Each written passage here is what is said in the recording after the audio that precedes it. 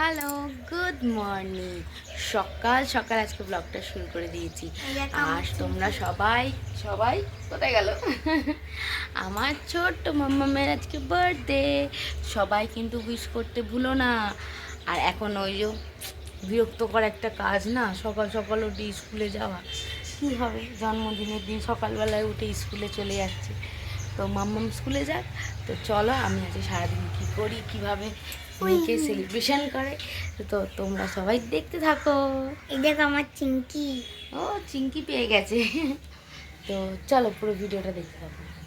সকাল থেকে আজ রান্নাঘরে ব্যস্ততা। শুভ কাজের শুরুতে মিষ্টি মুখ তো চাই, তাই পরম যত্নে মেয়ের জন্য তৈরি করছি তার পছন্দের পায়েস।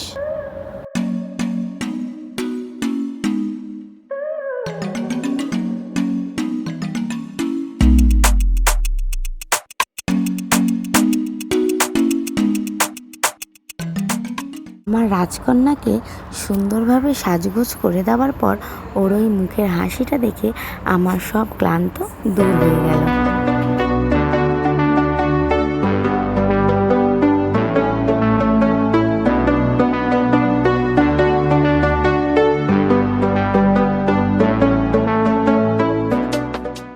এরপরে এলো দুপুরের ভুরি ভোজ। সাজানো থালার সামনে মেয়ে যখন খেতে বসলো, বাড়ির বড়রা একে একে এসে ওর মাথায় হাত দিয়ে আশীর্বাদ করলো।